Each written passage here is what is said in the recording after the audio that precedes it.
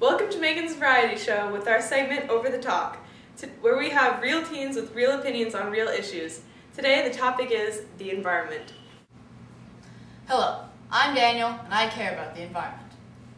Hi, I'm Alicia. I'm a Libra and I like water. Hi, I'm Michaela. I'm conservative, I'm a Virgo, and I care about the environment.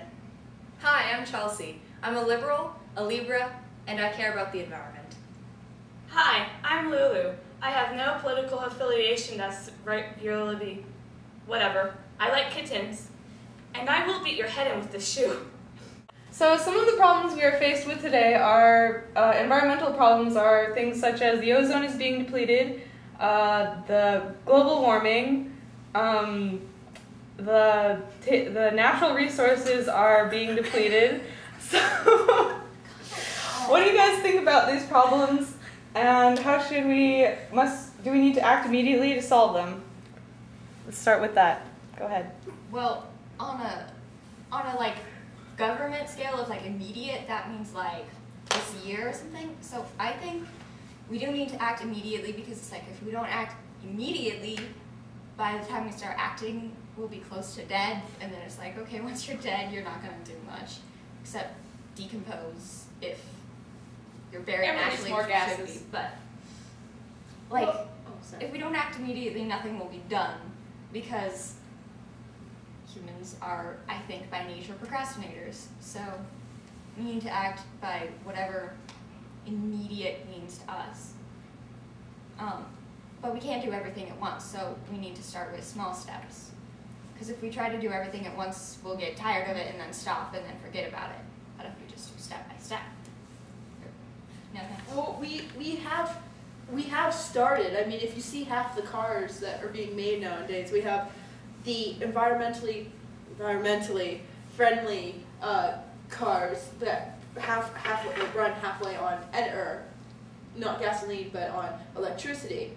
But the thing is, a lot of people, car makers especially, have been trying to find a way to not rely so much on gasoline. But unfortunately, gasoline is such a high product market, or high in the market, that a lot of people don't want to do away with it, especially people of the gas industry. And unfortunately, the government gets a lot of their money from gasoline companies. If we did away with oil and gasoline, they would lose at least 25, if not 50% of their income. Exactly. We have the possibility, we have the potential to change to fully electronic cars, but the government doesn't want to get rid of the gasoline industry because it makes so much money, and money is what everyone cares about, especially in the society now. But with this kind of capitalistic orientation to our government and our society as a whole, the environment is what's hurting from that.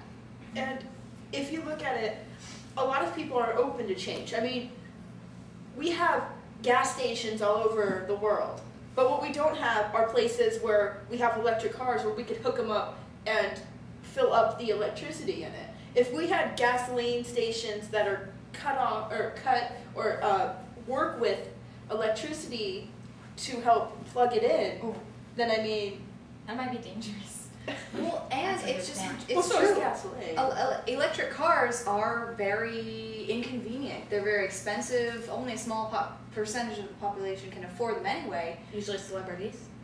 Yes, celebrities or rich people, and with most of the population below a certain income line, it's just not realistic to have an electric car. So a lot of the times people say, oh, what can I do to help the environment? And it seems like they can't do anything because everything is beyond their reach. That's because we need to move past cars, because we have the technology for that, and we just need to convince people that we can do that. But Are you suggesting cars we aren't the fly only around in problems. hovercars? I'm suggesting people find other ways to get around. I mean, I don't drive to work. Where I work, it's at least 1.5 miles away from my house. I walk there and back every day. How do I get to school? I take the Alex bus. I don't ask to get a ride unless I need to, unless I'm going far. I mean, people should, excuse my language, get off their asses and actually do something instead of, oh, I need a car to drive 1 mile away from where I'm going. People have the potential to walk. God gave us legs. Use them. Or See, there's another thing with this. If we just go like, okay, we don't need gas anymore, then think about the countries that rely on gasoline as their life. You would be putting hundreds of people into a turbulent economy. Schools will be torn down. It will just be complete chaos for the countries that need gasoline as their livelihood. But I never said that we do away with gasoline. I said we shouldn't rely on things that use But gasoline we will buy so it much. less, and therefore there will be less money. The point is, other countries, which also depend on oil, also need to find alternative ways to strengthen their economy. alternative energy That sources. that would not destroy their environment, because you see, the countries which depend on oil, they have practically nothing else. They live in deserts. What do you expect? Excuse me, that was a saliva bubble. What do you expect them to get from a desert?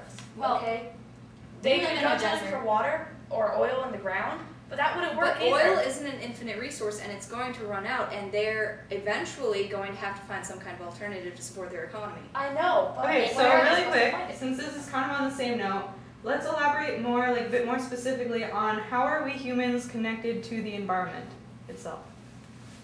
Which you're kind of talking about, but just more focus on that real quick. We breathe air. Carbon Well, we dioxide need goes it into for the basic. trees. We need it for basic survival instincts, first of all. We go in, the carbon dioxide goes into the trees. The trees produce more oxygen. The trees eventually die. They go into the ground. They become oil, or We have something like that. Animal impact, Is that how it but goes? Well, over eons. we have an animal impact like that, but we also have a greater impact than other animals do because of the mass scale on which we build and change the environment around us. This water here probably contains more minerals and other things than we probably actually need in our diets. But the interesting thing you should mention the minerals in water. Those are the minerals in the Brita pitcher are naturally there. To take them out would actually not necessarily cost money, but it would take more effort. That would be over purifying our water when really the minerals are unnecessary, but they're not hurting us. But what about like when they go through pipes? The pipes rust. Something gets into the rust. Something from the rust gets into the water, and then we give it to Billy Bob Joe, who's only like 3. Or maybe over in the water filtering place, what if something else gets in? What if something bad accidentally gets in? It's You can't. That's happened before. it's though. happening right has. now with the I'm a hypocrite. What is The it? jungle. Meth. What is the drug with the meth problem Here we go. in especially here in Arizona, the meth trade is going down into Mexico, and they don't have regulations on their groundwater. So all the toxins from the meth labs are being dumped directly into the groundwater, and it's poisoning their population. And the population that is drinking it unknowingly doesn't know what's going on. So you can see how people are being like unknowingly poisoned by other people's negative impact on the environment. Well, we don't only rely on the water from the environment either. We rely on the food. If you've seen it, like, if we don't take care of the environment or take care of the place where we live, we're sooner or later we're going to run out of how to take care of our food. Case in point, Central America, or in USA, in the central parts such as Texas and the Great Plains area. That soil has been so overused and overturned that we can't grow anything in it unless it's crap.